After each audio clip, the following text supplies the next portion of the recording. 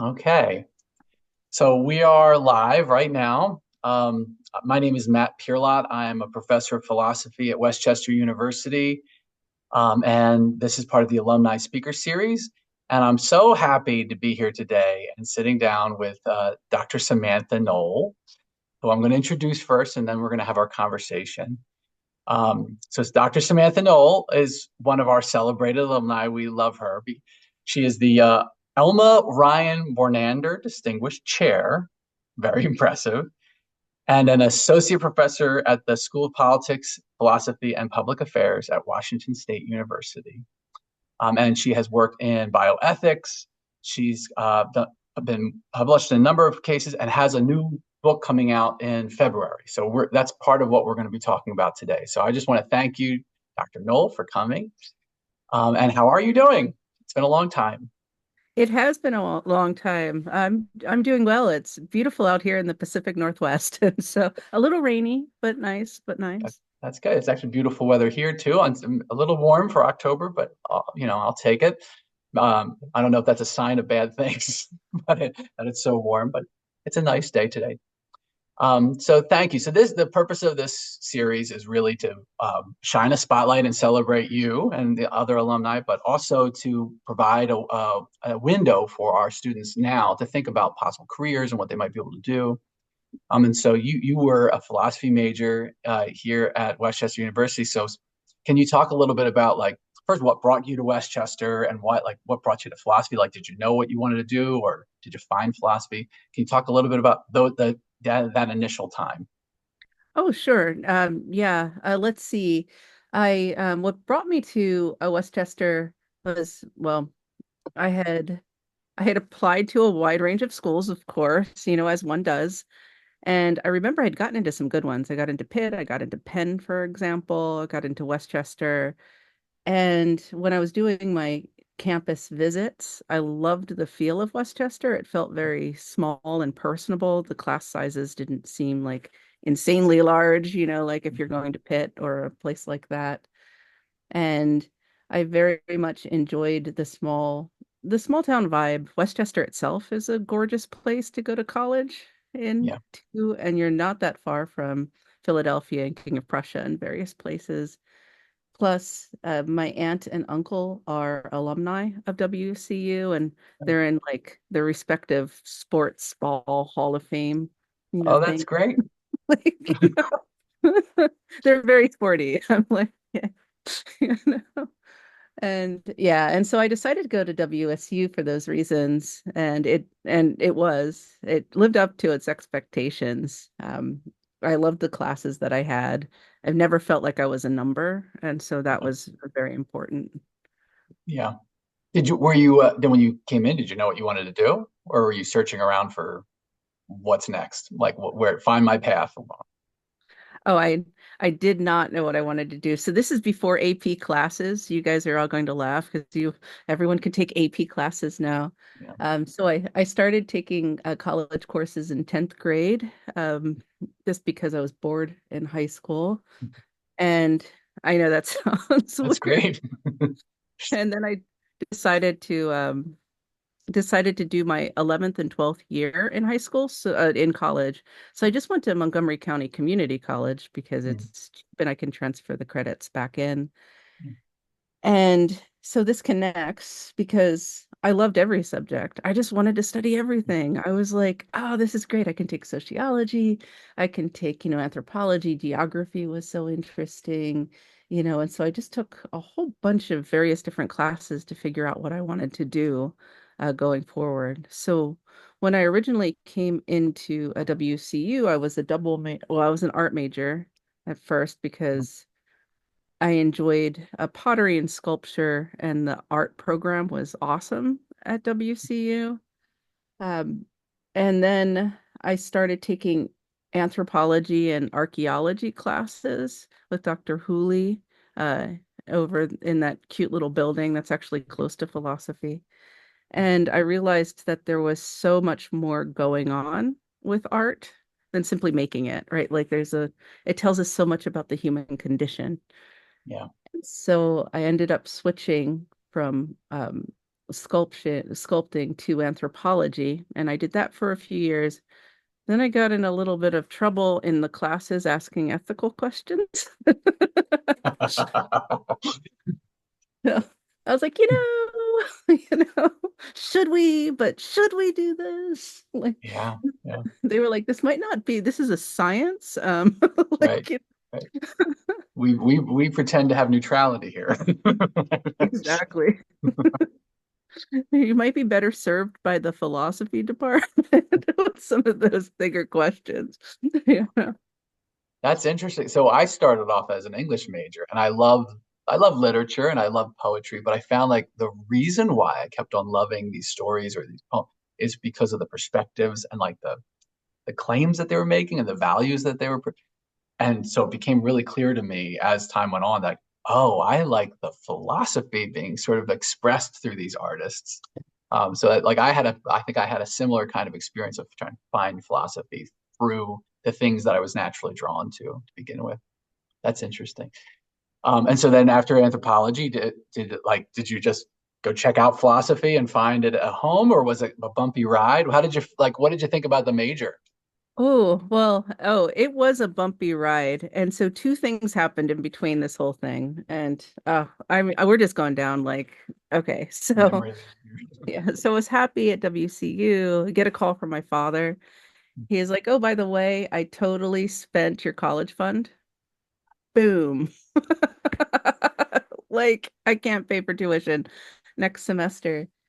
And so I was reading Oh, Das Kapital at the time, and I was like, this is a great idea. I'll just build a business. I mean, like, it was like a self-help book. I was like, And so I wow. left a couple of years because for financial reasons and started a successful business outside of King of Prussia.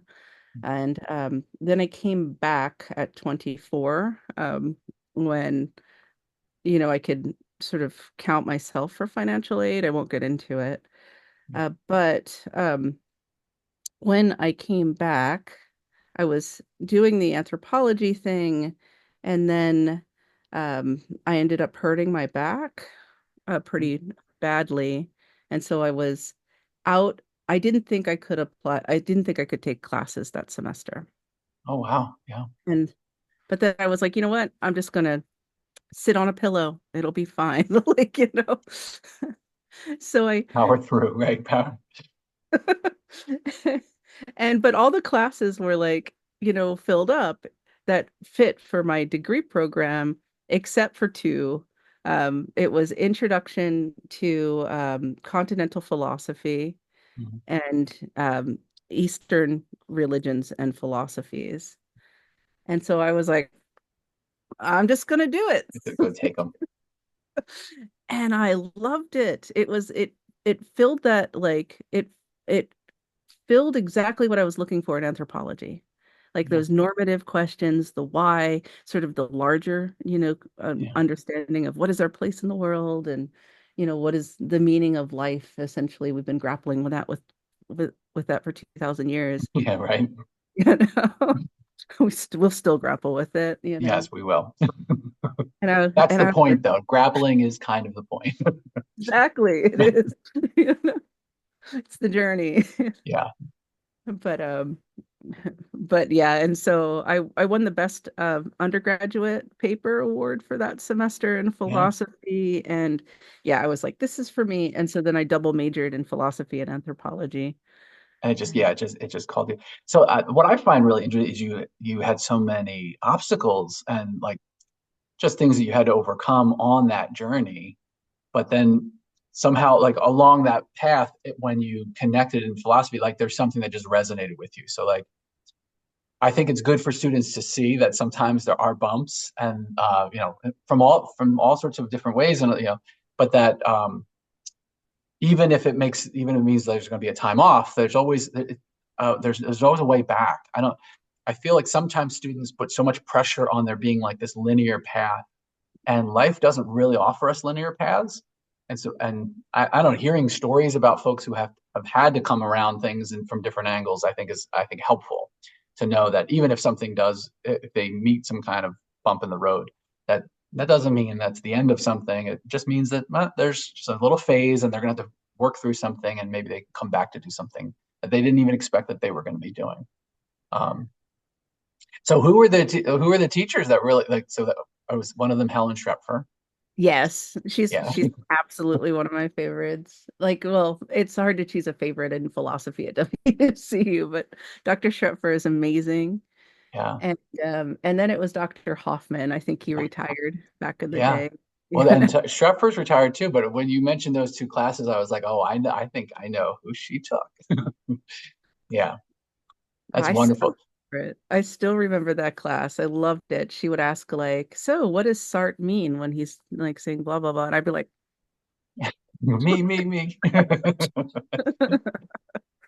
Well, I also, so that was about the time I came in, and I remember your name because I think your name was, we started keeping tracks of like the best papers, and your name was up there. And, folks that, everyone in the department had spoken highly of you. So Dr. Wolfrey and others like had spoken so highly of you. So that's how I came to know you when I first started at Westchester. And before we went live, you had actually mentioned that, and I didn't know this, but you were in the class that I came in to do my pitch. So part of the hiring process is they bring you in and they have you teach a class. And you were in the class when I came in to do my teaching demonstration. You want to talk about? Do you remember that class at all? I do remember that class. And so it was really it was neat how the department incorporated or included students in the process. Yeah, And so they came into the class, like the class before you were doing your teaching demo, and they were like, "This is a teaching demo. This is part of our larger hiring process, and we very much value your input, yeah. about, who we're potentially going to, hire in the department." And so, like, yeah, you came in, and then at least two other faculty members popped in. They had their like boards that looked all serious. I was like, whoa. Like, and I remember you teaching, and you were so comfortable. Like, you were up there engaging with the students. You didn't look nervous at all, and I would have been terrified. I I mean, was terrified. I had done some theater, so I think that had trained me to be, to perform. But oh, I still to this day hate public speaking, so I was terrified. But now you've had to go through your own hiring processes. I'm sure you've done your own teaching demonstrations. Nerve-wracking? oh yeah. Yeah, Yeah.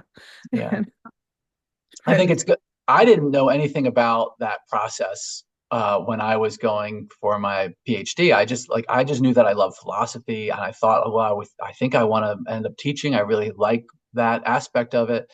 But I was very naive. I just didn't understand all those things, which I think a lot. I mean, I think a lot of folks just don't understand because why would you? Like, you're not brought into that aspect of it.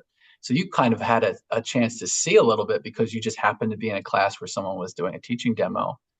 But can you talk a little bit about that part? So you went to Westchester and you earned your degree. What made you know that you wanted to go on and into academia?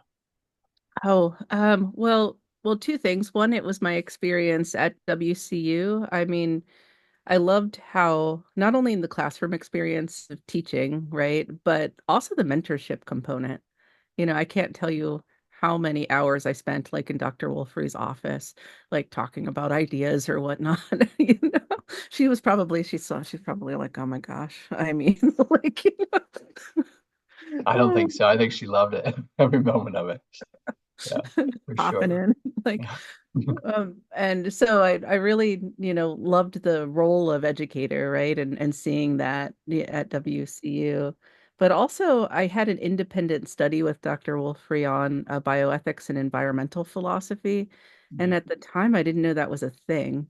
I was like, what is this thing about the environment? This is amazing, And so she developed a whole class and with readings and whatnot, and I had to write her a paper a week, and she was brutal. Oh man, I still remember feedback. Like, it was. I was like, woo, it got me used to grad school, that's for I sure. bet it did. Once you went into grad school, you're like, oh, this is easy now. I know, right? You're not giving me feedback every week. I'm golden, like, But I was like the reason one of the reasons why it was hard for me to find sort of where I wanted to be as a major, I realized in that environmental class was because like what was important to me was trying to figure out what's going on with farming in Pennsylvania. So my family, they've been farmers for generations. My family is Pennsylvania Dutch. I mean, they've pretty much been here forever. And my grandmother is Lenape, and so forever, forever. And so trying to figure out what's going on with the farming system, and that's not just an epistemological question, right? That's not just a scientific sort of analysis coming out of, say, anthropology. And so when I was studying environmental philosophy, I found out about agricultural ethics, and it's an interdisciplinary program, subdiscipline. And I found a program at Michigan State where I've one foot in sociology, and my PhD home is in philosophy. And yeah, I was able to study more of the normative and cultural aspects of farming and agriculture going forward. And it was just a perfect fit. You Yeah. know? Yeah. And right, that's not something you could have known was there at first and as a pathway, but then it opened up for you. That's wonderful. And then your time at Michigan was good. Oh yeah, go green. You That's great. know? And then so then you go through grad school. That itself is an amazing experience. It's wonderful. You're learning all this stuff. You're being challenged in all sorts of ways. Were you able to teach there? Like, did you ever RA research assistantship, a teaching assistantship? How do they handle that? Oh yeah. Oh yeah. As you know, you do a lot of teaching potentially in grad school. And that's one thing that I think readers, listeners probably don't realize when you go for a PhD in philosophy or the humanities, it's really like an internship or a mentorship, right? Like you're learning so many different skills in addition to your discipline. And yeah, so Michigan State, they don't do this anymore, but when I was there, they had us teach recitation. It's the Friday classes uh Mhm. on our in our first year. And so my very first semester, it wasn't so long ago that I saw you give your teaching like teaching demo. They're like, all right, you have three sections of, like recitation on Fridays for like the philosophy technology class or bioethics or whatnot. And so like bond chance. Like, And you're figuring it out like 1 week at a time. You're just like, what am I doing this Friday? Right? Yeah. yes, I was like, I had to go to like, oh man, I went to Goodwill to find a blazer. I was like, we're gonna do this. We're gonna figure this out. You know? Yeah, but I mean that's right. It's getting thrown into the deep end and figuring out how to swim, right? It somehow it works. It does help you to figure things out real fast, like what's going to work, what's not going to work. Um, and that's great. And then were you on the job market for a long time? Like once you got your PhD and you were looking, what was Mhm. that like? Because that's another kind of scary point where people talk about like, oh, now the job market, where am I going to land? What was that experience for you? Well, one thing I would recommend in the humanities, like there are jobs, right? And but keep an eye out on figure out how you want to position yourself in the market early, right? And like because your CV and resume and whatnot, that's a living document. Mhm. And so I had positioned myself, I think, pretty well at the intersection of bioethics and environmental because that's an area that tends to have quite a bit of jobs available. I mean, with bioethicists, you can be in a clinic or on an ethics board at a hospital, in addition to academic positions. So, but I was still terrified. I was like, all right, we're gonna do this. Like, because I mean, oh, like the Zoom interviews, like you're Oh, like, I never hello, had to do that. oh my God. Like you just pop in and there's a room full of people and they can ask you anything. Like philosophy is 2000 plus years of Yeah. of books. I'm Yeah. like, Aristotle, okay, we're doing this. Descartes, like I've had like someone just out of the blue, they were like, Descartes Meditations, go. And I was like, Yeah. thank God for Right. your class.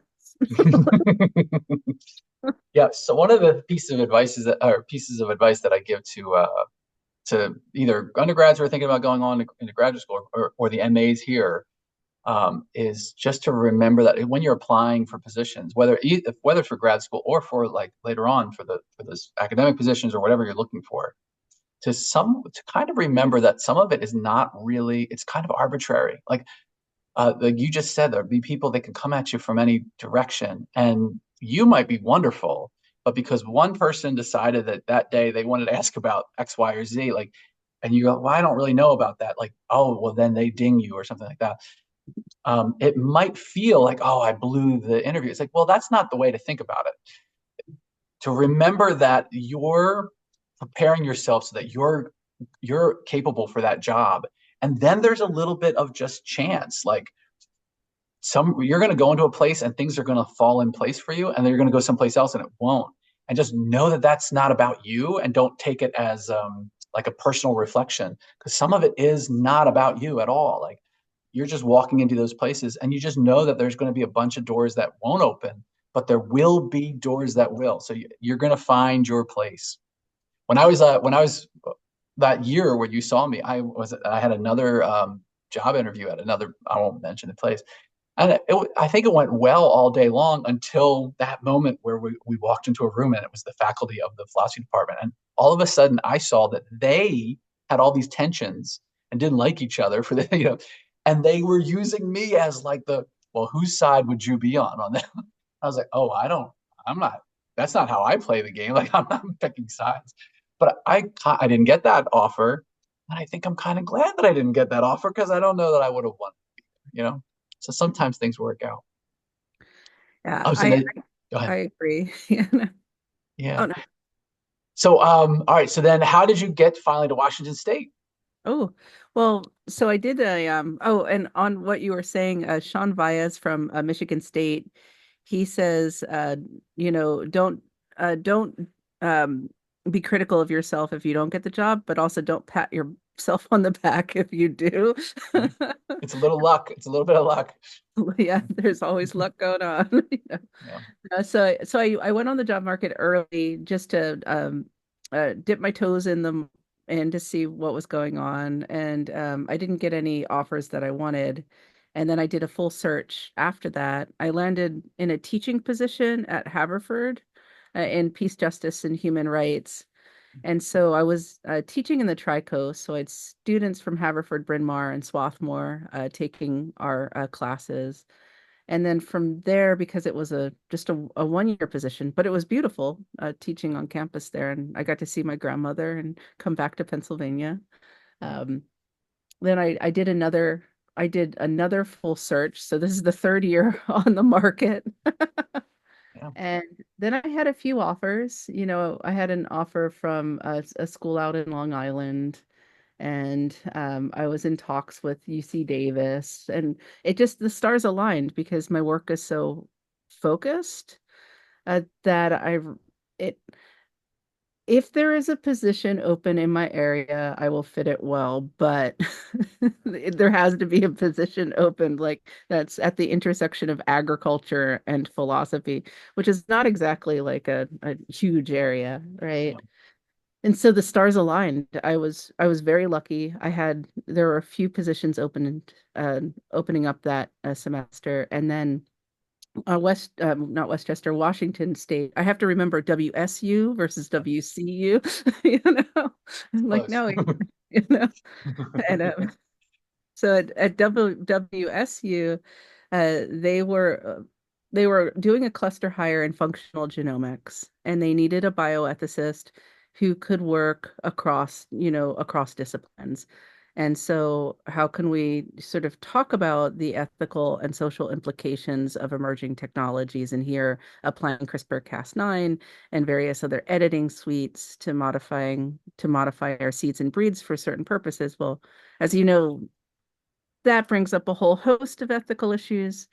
And WSU is like, well, it's better to get ahead of these issues during the research process than to get slammed when they're going through the regulatory process and trying to bring products to market. And so they were having a doozy of a time finding someone that's trained both in bioethics and can essentially talk science, you know, Yeah. and work with researchers.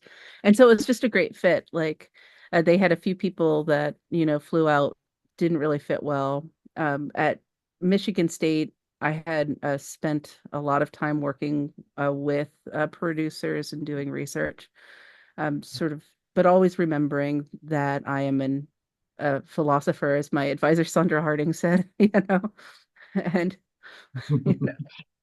And yeah, and so it was just like you said, doors open, right? Like there were a lot of doors that slammed, and there were a lot of interviews that didn't go well, but then there were some interviews where you were like, this is where I fit, you know? Yeah.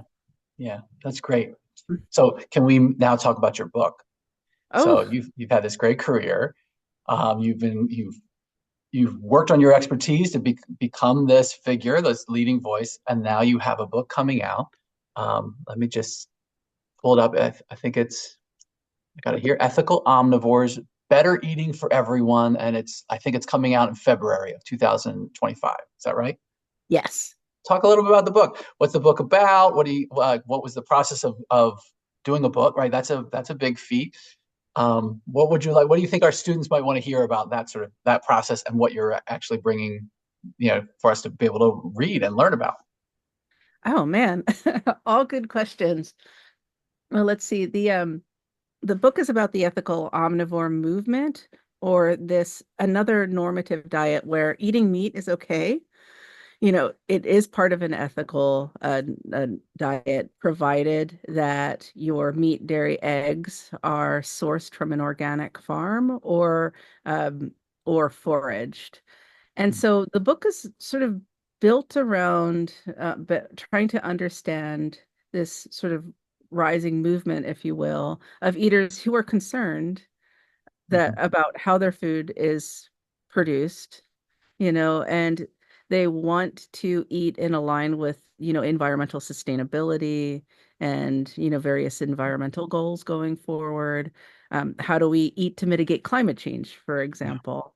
Um, but they're not necessarily ready to give up the cow, so to speak, but they still are concerned about animal welfare aspects, right? So yeah, Oh, most definitely. yeah, And in fact, I would argue that they embrace not only an organic standard, which does include animal welfare components, but also regenerative organic, which is a new standard that bolsters the animal welfare um, uh, requirements, using the five pillars of animal welfare and sort of building that into a food standard going forward.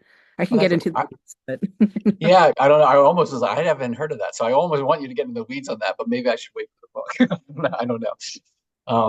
Oh, that sounds fascinating. And then, so what was how long have you been writing the book? How long has what this process been? Has it been tedious? Has it been like joyful? Like how's it been for you?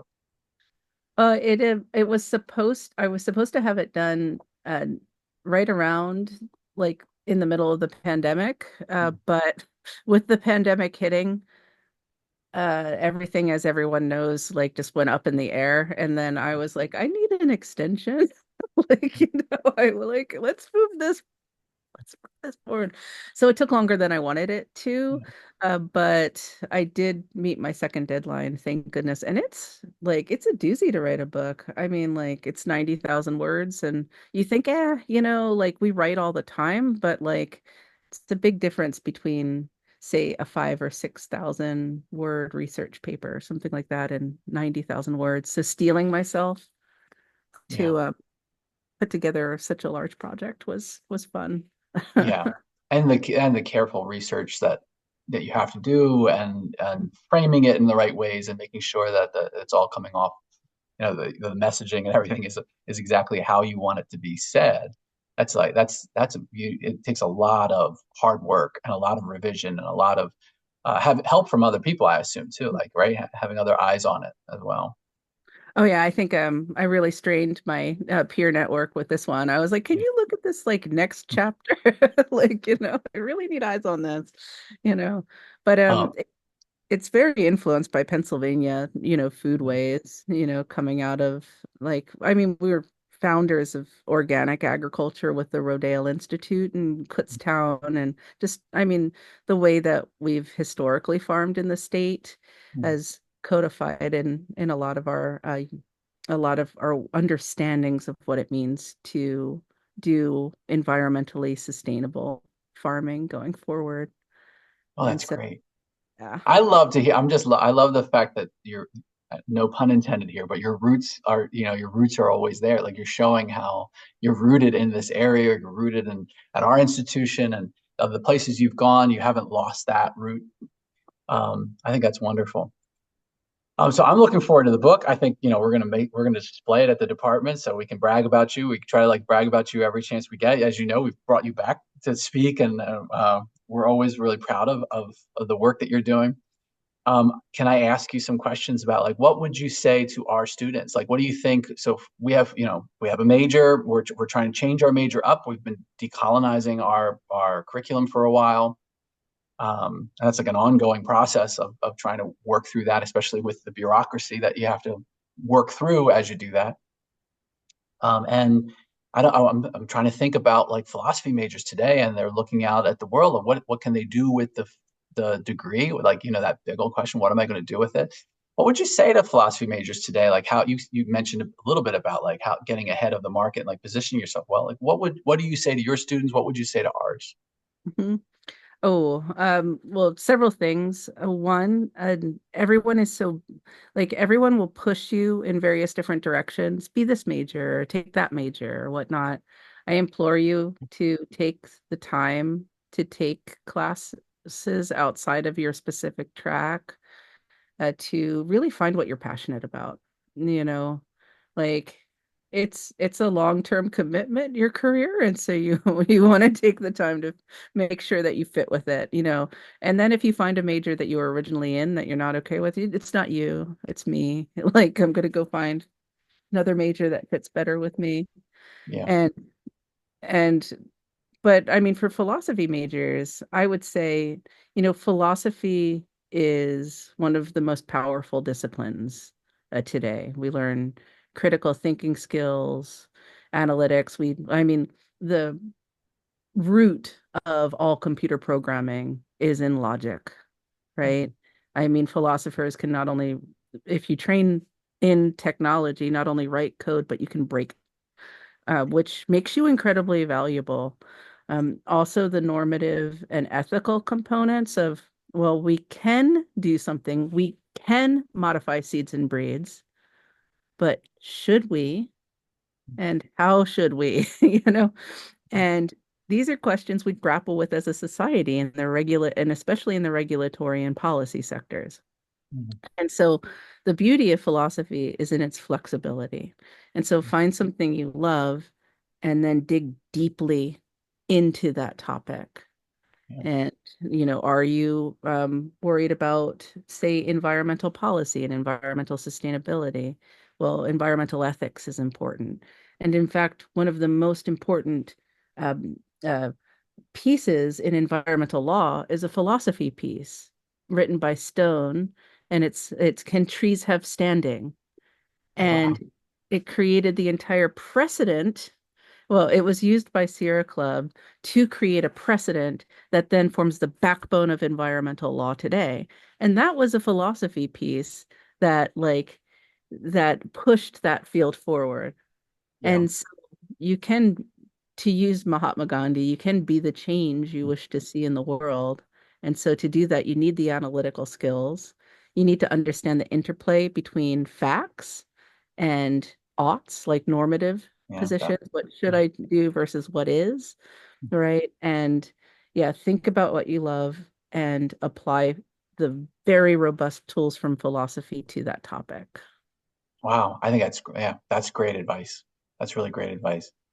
And I think what drew me to philosophy was a lot of the fact that, as you're saying, like there's the intersectionality of philosophy, the fact that the interdisciplinarity of philosophy, that there's so many different questions, and philosophy is that arena that sort of accepts all of those those feedbacks, right? We want to listen to what how the physicist or the chemist or the biologist is describing the world, but we also want to pay attention to how the anthropologist and the sociologist is. And then we think about the meaning making that like all of us struggle with. All of those different sources come to any particular kind of question in philosophy, and we don't rule any of those out. In fact, we try to put them all in conversation with each other and then work our way through it to try to piece out like, well, so how do we navigate all of that? Like that's what drew me to philosophy, and I wasn't thinking about what I could do with it, but it's those things that very, because we are always dealing with these complex things, that flexibility of philosophy is why it becomes so broadly applicable. And I always like to tell students, like in our major, like also like you, like double major. I was a double major. Once you find different things that you are enjoy, there's you don't have to pick one lane. Like pick multiple lanes, put them together, tease them together. It's that's like a wonderful way of kind of carving out the things that you want to pursue. I agree. And one of the things, I mean, this is more of a pragmatic position concerning WCU's philosophy program. But when I was there, I loved it. Like the flexibility of the philosophy program at WCU fits so well with taking another major or another minor. And the interplay between taking philosophy courses and then, say, taking anthropology courses at the same time, it just enriched, for me, it enriched both experiences. Yeah. Yeah, they can converge, and sometimes there's tension. You know, there's not a major I can think of that like philosophy doesn't really like, philosophy goes with almost all of them, like economics, psychology, you name it. It's like philosophy is a nice, I don't know, it's a like it's an enhancer of that other major, but it also has its own sort of, I don't know, it pulls you in a different direction and makes you think about things in different ways. So, um, yeah, I think that it should be part of the gen ed. Like, everyone has to take it. I Um, agree. I agree wholeheartedly. I was like, where's my lighter? Like, you know. well, the other thing I liked that you said was that you said when you come to a college, like just broadly take things that you're interested in instead of being, well, there's so much energy on being career minded because that seems practical and it's a lot of money, right? So I understand why people are drawn that way. But you hear so many stories of people who prepare for a career and then don't like their career.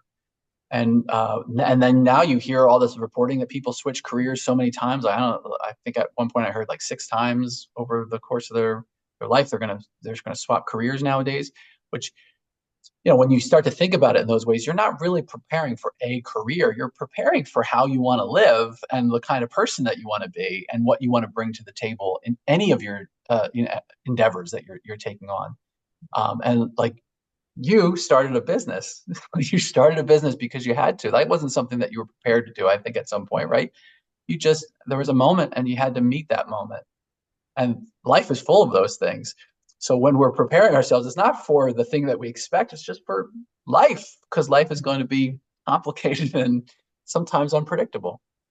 And I think philosophy kind of has a broad enough and foundational enough perspective that it's good at preparing us for a wide array of things.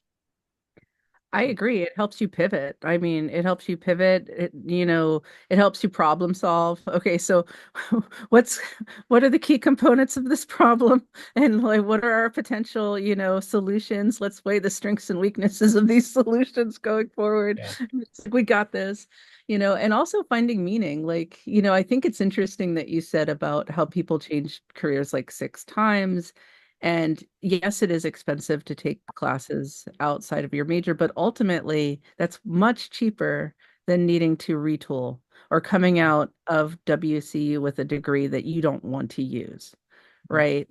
And so, like, giving yourself some space to think about, yeah, like you were saying, what type of life do I want to live? Mhm. You know, what is important to me, and building your curriculum around that. That might seem like it's wasting time, quote unquote, but really it's not. It's time well spent, you Yeah. know. Yeah, I agree with that. So can I ask you, you had this book is coming out. This you're really sort of carving out a way for people to understand how they can move forward as ethical eaters, right? As the ethical omnivore. Right? Is there one thing that you would like to just say to our audience, like if there's one thing that you can do that actually can make a difference, like where do you see the most impactful difference in what a person can do to change their behaviors around either buying or consuming or whatever it is that you think is like one of the most important things that you wish went widespread, like if people just started adopting this practice it would be great. What would that be? I know I'm putting you on the spot, but what would it be? I would say one, to recognize that every time you make a food choice, this is not an abstract thing. Like you're impacting various communities, right? You're impacting workers and farmers, global communities, domesticated and wild animals, the environment, etc. So just recognize that your choices actually do matter, and like impacts a lot of people. Now, with that being said, um, eating for the environment, especially when we're dealing with climate-induced fluctuations, and as we saw during the pandemic, our food system is not as robust as we need it to be. It can fail, and it has failed. I mean, we had potatoes, for example, rotting in the fields of Idaho because we had no workers at the time to be able to take those potatoes to market. And so eating with an eye towards environmental sustainability is important. And all of the things that you decide to put on your plate have different sort of climate impacts or environmental impacts associated with that. So try to think about where your food is sourced and how it's grown and how it's produced. And that's an important component of it, Yeah. of eating going forward. That's great. And is there advice around how to become for folks who understand the importance of this and want to affect more change, like the ways in which they can become more politically active and the things that they might be able to that they can support? Are there places where you see the greatest advantage or the greatest need, maybe even where there should be more attention or there should be more folks pushing in a certain direction? Oh yes, and my students like they probably roll their eyes when they hear me like say this like for the 50th millionth time. I'm like, the US Farm Bill is the most important piece of legislation that no one ever talks about.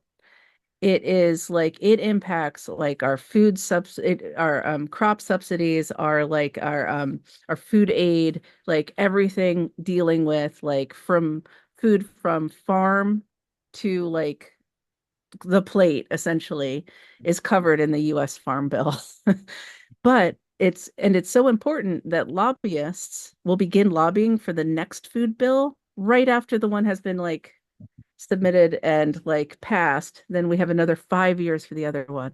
So if you want to make substantive changes to the US food system, if you're worried about labeling practices, if you're worried about food access, if you want certain types of agriculture to be supported, and a reduction of, say, subsidies for corn, so much corn.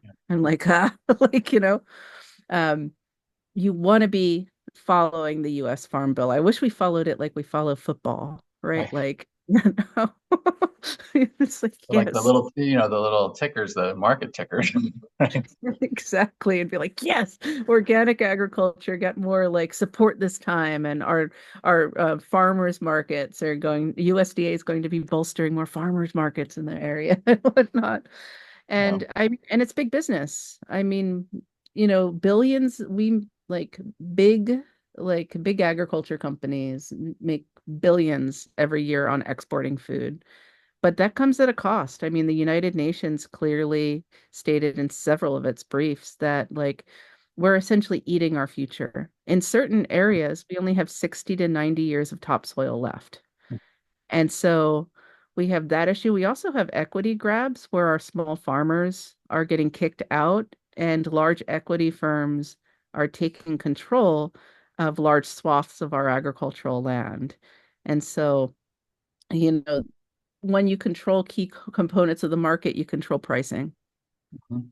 And so Yeah, there are equity issues there.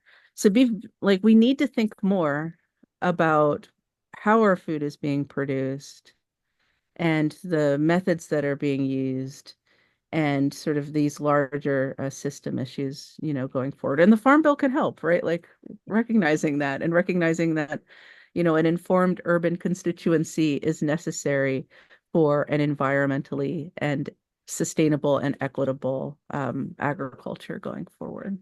yeah, yeah. I think that's so important, and I also think that maybe in the we often will pay attention to national politics, and we might keep our eye off of more local or state politics. And there is a bit of a pipeline where things that are local will work their way up if there's attention to them, if there's pressure on folks, and if you put the right people in, like get folks who are paying attention, put in politicians who are paying attention to those topics. So there's a lot about really paying attention locally to the people who are tied to your area and know those issues and are going to speak well to those issues and go out and defend those issues and push forward on things that are going to affect on the national level. So I think there's right. It's almost uh, we need to become more involved in our communities right here, right now, and allow those smaller groups to be able to join into larger networks across the nation because there's so many people that feel the same way and often feel like they don't have a whole lot of power about how to change things. But we do actually have the power. It just you have a lot of it's local. So start where you are, and Mhm. you can't solve everything, but start where you are and become part of a greater movement, right? Become part of a greater network. I liked why how you said like what you're choosing to put on your plate. It does have these ripple effects. So like it's not as if it's just you. It's all we're not alone. We're interconnected and we have it's almost there's a karmic kind of relation between all of us. And the more we can pay attention to that and become responsible in how we engage with each other, I think is it's the only way forward. You know? I completely agree. And this makes me think of one of my favorite chapters by Paul B. Thompson in his new book, From Spoon to Silo or Silo to Spoon. Um, he talks about how local food acts as a heuristic or a touchstone. And he's like, well, there are all of these ways that we eat that impact the world around us. And part of our job as ethical eaters is not to know like what's right or what's wrong like right away, right? We need to learn, right? Farming systems and food systems more generally are complicated. And, a lot goes into putting, food on your plate. And so going to farmers markets, talking to producers, talking to various people who are engaged in the food system in different places, restaurant workers, etc. This gives you a better understanding of those impacts going forward. So it's sort of like a journey, right? You're practicing an ethic of seeing, to use Robert King's words. And Yeah, that's really important going forward. yeah, absolutely. Okay, so I think Samantha, our time might be coming up. I just wanted to thank you so much for taking the time. I know you're very busy and you've got a lot of wonderful things going on, but taking the time to come and be with us is really cherished. You make us proud. You know that. And there's lots of folks here who still remember you. I still remember you. I will say, Dr. Wolfrey, I think I've mentioned this to you for Dr. Wolfrey's retiring this year, which is a sad thing that she's a wonderful and amazing professor, as you know. But we're not going to be able to have her with us in the department after this year, but I'm sure she'll stay connected. Um, but all of us, we're so proud of the things you do, and we're glad that you're able to take the time to come back and meet with us. And I know that our students are going to benefit just from hearing your story and understanding like all the different ins and outs of like how the bumps in the road and not being sure about what's going to come next and not always finding where you want to go and what you want to do until it sort of unfolds in front of you and all of a sudden a path appears and you just take it. So I just really appreciate hearing all your wisdom and I'm looking forward to that book and I'm so proud of you. I think it's great. So thank Oh, you for taking the time. thank you so much. Thank you for having me and thank you for inviting me back. And yeah, this is just absolutely wonderful. And that's, I guess, my parting message that, once you're a part of WCU, and WCU philosophy, you're always a part of WCU philosophy. And so it's like a big family. It's a great family. Yeah, absolutely.